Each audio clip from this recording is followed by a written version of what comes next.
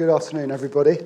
What I like to do before I start is try to get a sense of who's here. So if you would just get one of your hands moving and put your hand up, and it can be up for more than one thing. So if you're perhaps working predominantly with technology, maybe you would raise your hand. It just helps me to get a sense. So you could define that however you like. What about content supply or content production? Fewer people. Oh, no, quite a number of people. Analysis, strategy, research, lots of people. OK, interesting. So general management, business leadership, MDs, that kind of world. Gentlemen. And what about those of you who work mostly in the UK? That's me. Mostly UK. All right, what about not mostly in the UK? Right. Interesting. This is a man from Hungary, is that correct? OK, mostly European. What about non-Europe? And so whereabouts? Global. Global. Oh, I see. OK. Including the UK? Yes. All right. OK. That just helps me to get a sense. So what I thought I would do is talk less about what's going on, because I know much less about really what's going on than, for example, Richard from Ampere does or other of our presenters, but talk about sort of how to get things done. Because I've been running digital at Channel 4 for more than a decade, and one of the things we all have in common, I certainly do, is we've made lots and lots of mistakes. Lots and lots of mistakes. And if you're not making mistakes, as the saying goes, you're not trying hard enough. So I'm sure you're all making as many mistakes as you should be. So what I'm going to do is run through 10 mistakes. They are from the perspective of a broadcaster, a UK broadcaster, running a video-on-demand platform, but some of them are generic, I think, and hopefully helpful to you. But before we do mistakes,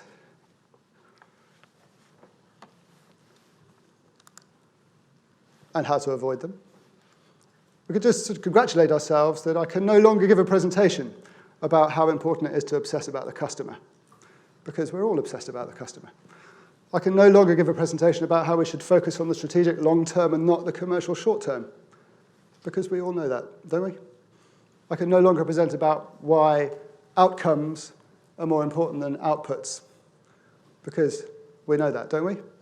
And no longer can I talk about how single, siloed industrial processes are not as good as multidisciplinary collaborative teams, because we know that, don't we?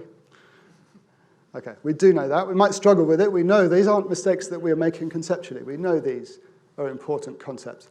Some of the ones that I'm going to go on to might be less common. They might be single to me. So let's get into them. There are going to be 10, starting with number 10. Little formatting problem. That's number 10. And then there's going to be one slide at the end, which is how to avoid them very briefly. So from the top, number 10, first mistake, overconfidence. I'd like to thank Charlie, who works with me, for introducing me to Success Boy, I think he's called. He's actually eating sand, which is why he looks like that. But it's Success Boy. Overconfidence. Broadcasters in the UK have told themselves for 10 years they're doing excellently. I've been one of those people coming to conferences like this and saying how wonderfully well we're doing because we're doing double-digit growth. 10, 20, 30% growth in a market sounds great, especially if you're a broadcaster that doesn't ever see numbers like that. But we're misdefining the market. This is an obvious point. We're not defining the market properly. The tide's rising like crazy. There are new entrants into a different market. And so we shouldn't be successful or telling ourselves we're successful unless we truly are, which is why market share, the sort of thing Richard knows much more about than I, is the only metric that counts, so long as you know what market you're talking about. A bugbear of mine, and I say this to the researchers in the room, especially if any of you researchers work within broadcasters or client organizations, is that we still too often distinguish organizationally between research and product and business management. It was once the case that research used to happen before or perhaps afterwards, not in real time with whatever your business is. Then we realized that our users were leaving fingerprints and footprints on our product, and we used to have a thing called log files on websites. People would get the log files and they'd process them and look at them and try and understand what had happened, still after the fact, but at least it was forensic evidence. Now, of course, the business is research. Our friend from Crunchyroll this morning, I don't know if he's still here.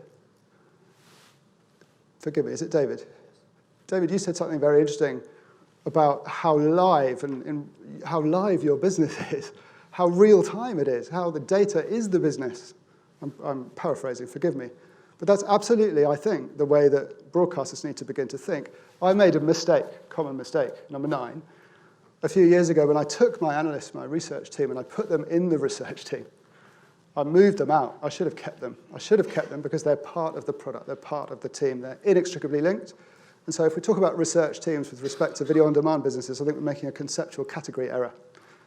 I would unite the two and stop talking about research teams, analyst teams, insight teams, completely. I can say that now because I'm leaving Channel 4 in 6 weeks. Here's the thing about impatience. We talked on the panel before lunch about the advertising headwind for AVOD platforms like All4 or ITV Hub. Now, look, the thing about solving that problem is it's incredibly difficult. It's incredibly difficult to solve the problem that the thing people love about your platform, it's free, also drives dissatisfaction. It's advertiser funded, right? It's a huge, seemingly intractable problem. So what do? We're impatient. We can't fix it this year. We take our focus off, and we address the things that we can do. It's a few nods. The thing is, probably in your business, you know what your intractable problem is. You know what it is. You're just not focusing on it because you're impatient. My favorite case study, and this is not my work, obviously, is that Amazon, some of you will remember Amazon used to be a bookshop, just a bookshop, had a horrible intractable problem, which was a book cost, say, £5 in those days. Shipping cost £2.50. That book's just increased in price by 50%. If it's a popular book, you go to your bookshop, buy it cheaper. That's true. That is an intractable problem, driving dissatisfaction. Shipping costs. People hated shipping costs. They came up with ideas. Some of you, again, will remember, if you put your cart up to £25, I think it was, shipping was free. Seems a good solution. Not a good solution if frequency is an important part of driving the success of your business. Frequency just dropped out until people had £25 worth of goods that they needed. So not a good solution. What was the solution? Somebody tell me. You know the solution. Amazon Prime. Amazon Prime. Okay, Amazon Prime, which, let's do a show of hands because after lunch, wait, who's a subscriber to Amazon Prime? Okay, I think of, all right, okay, amazing. Amazon Prime is kind of shipping with benefits. Last time I looked, it was £80. Is it £79, something like that? We're all of us, in this crazy way, paying for shipping before we've had the shipping. And also getting some video, which we probably might use a bit, not as much as Richard told us, not as much as perhaps Netflix and other things. What's going on there? It's extraordinary. It's a sort of psychological, extraordinary proposition, but it works. And it works because they put a team on it, and they left the team on it, and they left the team on it for years, and years and years and years, and then they came up with the answer. And what's happened to Amazon's growth? It hit the shoulder, and then it popped because they focused on the intractable problem and they didn't lose patience. And the same has not been the case in broadcasters addressing the issue with interruptive advertising. It's a big mistake, impatience. Decision-making. So this is not a mistake about making bad decisions. Bad decisions generally can be superseded by good decisions, right? Not a great problem. The issue here is misdiagnosing decisions. Because really the only decisions that need really careful thought and PowerPoint and strategy teams and presentations to the board and all that sort of stuff, and some of you, like me, spend a lot of your time doing that, are irreversible decisions. How many irreversible decisions are there really in digital business? Really? How many factories are you building? Really? None. How many huge capital investments are you making? Really? A few. Nearly every decision is reversible. And I'm paraphrasing Jeff Bezos, but generally speaking, the cost of not making a decision is likely to exceed the cost of making the wrong decision. So not diagnosing between reversible and irreversible decisions is a very common mistake indeed. Content is king. That's the sort of thing we've all heard, and we can't disagree with that. Content is king. Ted, I don't know if Ted is here, who made the first presentation this morning. Is Ted still here? Perhaps not. Ted said something very interesting, that content, great content alone is not enough. It's not enough. It's necessary, but not sufficient to success. Necessary, but not sufficient to success. So if you work in an organization where the religion is content is king, that is a conceptual mistake. Content needs to be king-like. Derek Thompson wrote, I think, a brilliant book called Hit Makers. I don't know if there's any recognition in the room. I know of at least one person in the room who's read that book. If you haven't read it, I recommend it very strongly. Hitmakers. Here's a lovely line, which is content is king, but distribution is the kingdom. Okay? So if your business is focusing on, we must have our own Game of Thrones, we must have our House of Cards, our Stranger Things, that's true. That is not enough, and it's a huge cultural mistake that organizations are making, organizations like my organization. 2 slides about balance. I often talk about this balance. The balance between mastery and innovation. We fetishize innovation in this industry. We fetishize innovation, and rightly, because it gives us great big leaps into the unknown, wonderful leaps that sometimes yield value. Sometimes yield value. That's very good, but we have to start appreciating mastery. We have to start championing, loving the people in our organizations who are really, really good at the detail and mastering the new disciplines. The discipline I'm thinking of is curation, a word we've heard about a little bit today. The discipline of curating large-scale video-on-demand platforms is to do with mastery, experimentation and mastery, less to do with innovation. And we, the leaders amongst you, the bosses amongst you, have to start to make sure your organization doesn't fetishize innovation at the expense of appreciating, valuing, loving the people who are mastering the disciplines that we've invented. What's this? This is the connection between strategy and implementation. A boss of mine, thank you. A boss of mine said to me some years ago, Richard said to me in my appraisal, thing with you, you need to choose, they said, between strategy and implementation. This was a brilliant person who I admire greatly, and I thought about that pretty hard, and I couldn't work it out. And now I tell you with all total conviction, they're completely wrong about choosing between strategy and implementation. Because in this business, which is not a business they understood, in this business, the two are inextricably linked, and hopefully, Crunchy Roll style, in real time. The strategy and implementation. Some strategy departments, and some of you work in strategy departments, run like delicatessens or post offices, where you take your number, sit on the counter there, wait, and then your strategy arrives in the form of PowerPoint, whatever it is. This is not fit for purpose. This is a mistake. It might work in some businesses. It does not work in businesses like this, and it's a mistake, strategy implementation. So to credit a guy called Mike Bracken, some of you might know Mike Bracken, or he ran Government Digital Service, which is celebrated globally as a really great digital project. And if you quote this, it's quotable. If you quote it, make sure to credit Mike Bracken, not me. He said, when asked what is the strategy, he said, the strategy is delivery, and delivery is the strategy. I think he's right. I think he's spot on, bang on. They're inextricably linked. My favorite, still too often, video-on-demand services run within broadcasters are mistaken for technology projects. They're mistaken for technology projects. They're not technology projects. They are everything businesses, just like the host business. We could list it: commissioning, acquisition, partnership, marketing, brand, rights, compliance. Yes, technology. Windowing, UI, design, brand, everything. It's an everything business. It's not a technology project. And it's a huge and catastrophic mistake to see it as one. And it will make your business less competitive if that mental model, that mistake is made, and it's still being made. As is this one. This is a fisherman. He's a fisherman, not a shepherd. What am I talking about?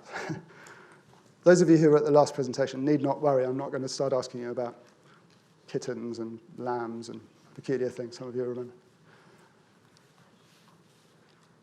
This point is that broadcasters make a mistake if they think that their job with regards to marketing is to shepherd their audience, their flock, from their broadcast channels into their video-on-demand services. On you go, in your own time, move along. Why? Because that flock is reducing in size, getting older, and if you're Channel 4 in particular, therefore less valuable. Not shepherds, fishermen. The thing about fishermen is they acquire what they're looking for. I think in a while we're going to have a panel talking about acquisition, or one of the aspects of the panel is about acquisition. Most broadcasters that I know of, especially those high up the EPG, have a bit of an issue here because they've never had to learn how to acquire a customer. That's the truth. Prominence, high EPG positionings have meant that many of the biggest broadcasters have never had to learn how to acquire a customer, and they better learn how to do it pretty quickly, because as they shepherd their flock into the new market, they find really scary wolves there. And they need to make sure that they develop these new skills. And finally, before we get on how to avoid them, this is to do with hiring and talent. We all of us, I'm sure, look for people who know what they're doing when we're hiring. Perfectly sensible thing to do. Look for heuristics. Do you know what you're doing? Have you done it before? That's excellent. Are you enthusiastic? That's even better. Terrific.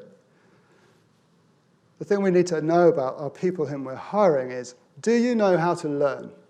Do you know how to learn what you're going to need to do? Do you know how to teach yourself? Are you, yes, an autodidact, I think is the word? Do you know how to learn? This is the single most important quality of the people whom we need in our teams. Why? Because if not next week, certainly next month, next year, they're going to be doing things they've never had to do before. Who is going to teach them? Who is going to teach them? Look for people who can learn.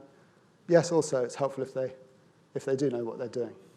Okay, those are 10 thoughts I've had. I've made most of those mistakes over the last 12 years at Channel 4. Not catastrophic, most of them, but they significantly get in the way. And I would discourage you from making the same mistakes. How to avoid them? Well, look, here's a word that people don't like using. Power. Okay? If you want to avoid these mistakes, you need to have the power to make sure those mistakes aren't being made. What sort of power works in organizations? Well, I think there are 4 kinds of power that really matter. Okay? Financial power. If you can get it, get the money. If you haven't got the money, someone else has got it. And they'll make these mistakes for you. Get the money. Get the people. Don't settle for dotted lines. Get the people. This is important mostly because you will need to be able to move people from discipline A to discipline B without asking permission. You need to move your resources according to what's happening. And let me tell you, from bitter experience, if you can't move your resources from A to B because that's what you need to do and you have to go up through the organization and go through a budgeting process to do it, you are significantly hampered. Get the money, get the people, design the processes yourself. Don't give away your research team. And sit everybody together, if you can, if you're in one market. Get the money, get the people, design the processes, and sit everybody together. You've got the power. You will be the one not making these mistakes, and other people won't be making the mistakes for you. That's a good start. What do you do with the power? Do you run an insurgent, rebellious, terrorist squad? Do you take down your company? There's no future in the old business. Do you lead a rebellion? Absolutely, definitely not. Don't do it. You may be right, but you'll be dead in the water. Absolutely finished. No chance. Lead.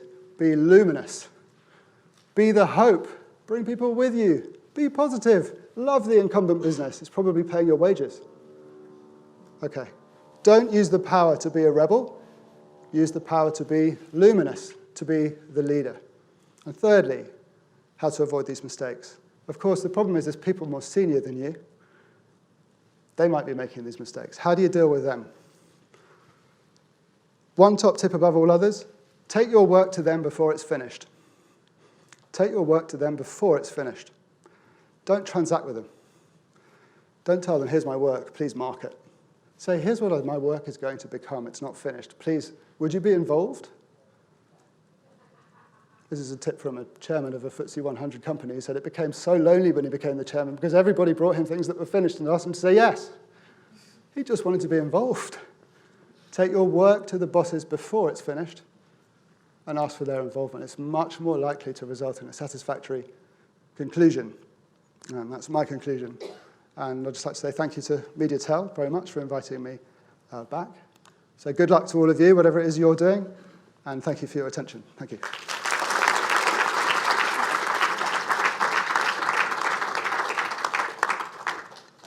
Thank you very much, Richard. That was really thought-provoking. I love the take your unfinished work to your boss. Sorry, I wish I knew that a long time ago. I'm afraid time's up, I've been told. We're overrunning, so